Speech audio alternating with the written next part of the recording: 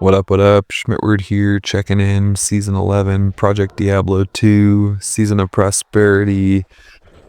This is going to be an updated Blade Sentinel / Rathma guide, also showcasing my top 3 Assassin Tier 0 Rathma kill in Season 11. The Blade Sentinel strategies have changed a bit during Season 11 on the Assassin due to the Stalker Cull nerf over the last 2 seasons. Now Stalker's Cull is pretty much just a mapping item when you want to decrease your dragon flight cooldown.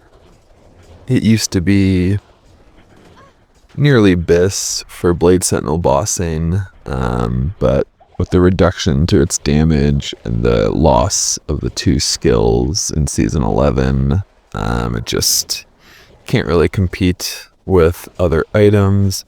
Whispering Mirage, the new Warfist unique with the addition, it gives up to -8 Phys Res for enemies, and that's quite good.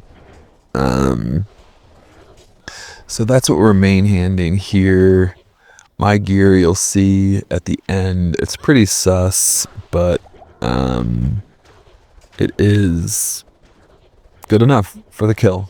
My Rathma mechanics are not amazing.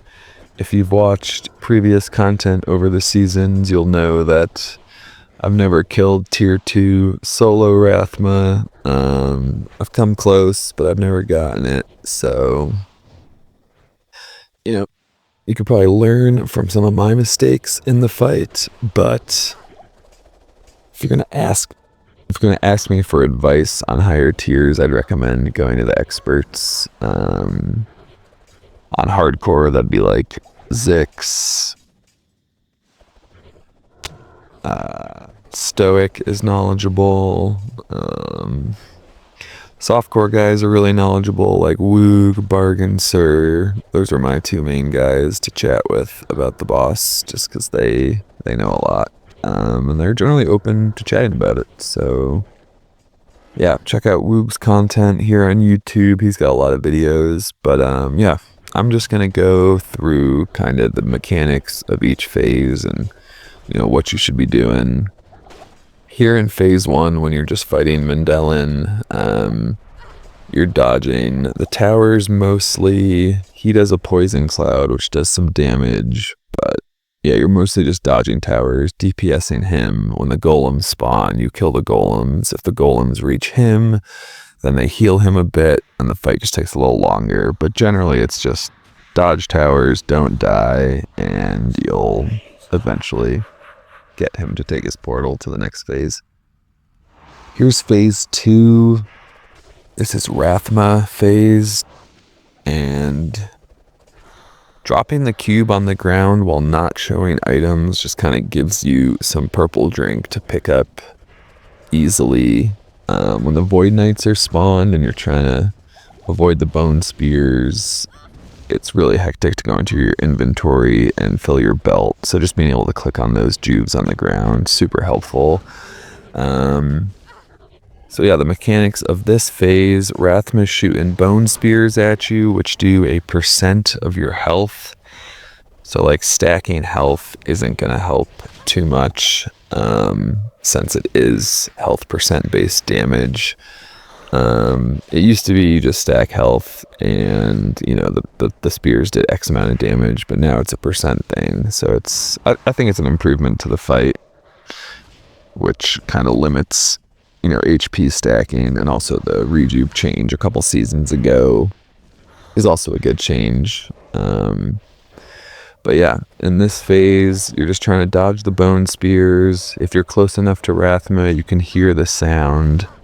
You have like a second to kind of move. Once you hear the sound, the animation and bone spear are locked in on your target, so you can just sidestep out of the way. His teeth don't do a ton of damage, but they do damage, so you can't really dodge them. But if you're low, you're going to want to pre-juve so you don't die to teeth or something like that. He does Bone Prism you, or Bone Cage, whatever you want to call it.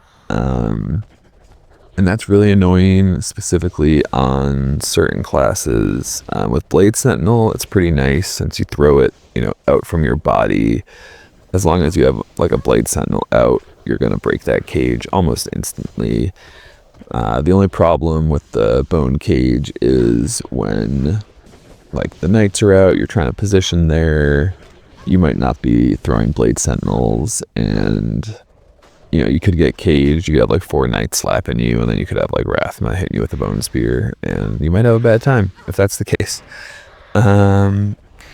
He also kind of blinks around, as you can see, and he does like a kind of AoE damage kind of thing, which is like, it's almost like a nova around him. It's like an explosion. Yeah, that can be kind of a bummer, but as long as he doesn't like tele-stomp you and do all his mechanics at once, you can pretty much juve through everything.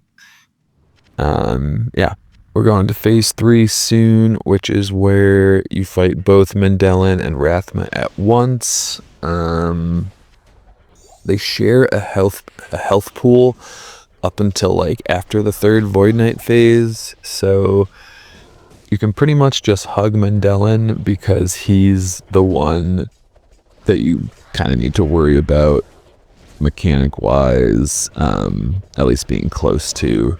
He does this like poison creeper thing right here, where he'll fire off 2 sludges and then he'll poison nova. The poison nova does a huge tick. That's where your antidotes come into play. You want to use 1 antidote after you get hit by that poison nova.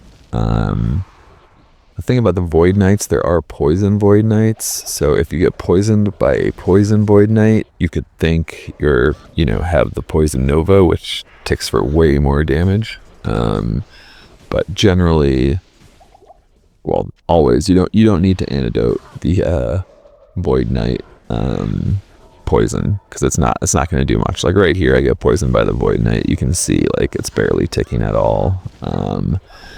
But that poison nova, you can see, is ticking really hard. So you want to antidote that.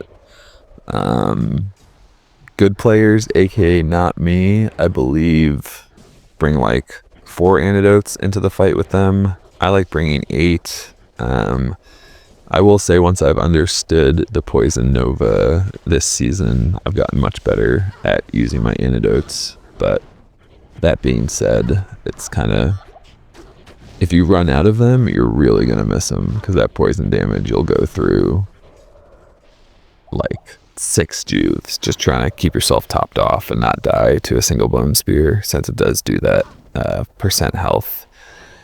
And the antidote portion of this tutorial is also true in phase 1, but the damage isn't quite as tuned there, and honestly, I rarely use a juve, or an antidote rather, in phase 1, but I do like having them on my belt. So yeah, at this point, I don't have any antidotes on my belt. I got hit by that nova. I had to go into my inventory to click an antidote, and that is not where you want to be. You'll see my gear here, super scuffed. Also, these little skeletons on the side during phase 2 and phase 3, they cast a fissure on the ground, and it does fire damage. It's not really needed to like stack your fire res, especially on tier 0, but some people like to do it on the higher tiers. Yeah, that's what it is. Got a cute little claw there. Yeah, none of this gear is like good. I think I acquired it, pretty much all of it, for like mals and ists. I think this Nat's armor was maybe like a Gull. It's, a 3/3 with a good slam. Nature's Peace was kind of gutted this season, but it can still be good to kind of get you where you need to be with those max reses. Ghoul hides are really good just because they increase your damage to undead, so it helps you get those Void Knights down quicker. which is pretty critical. You'll see I'm using some AR charms. I'm told you don't have to because of the way Blade Sentinel works, but I still like to use some. Yeah, we're using what? Yeah, it looks like 5 trap skillers. With full trap skillers, you're going to be doing way more damage. After I got my tier 2 clone kill, I've transitioned into using full skillers for Rathma. This overcap information is important because Mendelin does cast lower resist. On tier 0, you need 25. On tier 1, I believe it's like 28. And then on tier 3, it's like 33 or something like that. I'll put that information in the description, but yeah, I wouldn't quote what I just said as being fact. I really like having the shadows in the fight, especially for tier 2 or for phase 2 and 3, just because you can kind of have the bone spears target them if you cast them close to Rathma, but some people say it's just a waste of time, and there's more preference, but I think it's safer. But yeah, hope you enjoyed the video. If you have any comments, feedback, feel free to post them in the comments, and I hope you have a good season 11. Cheers, guys.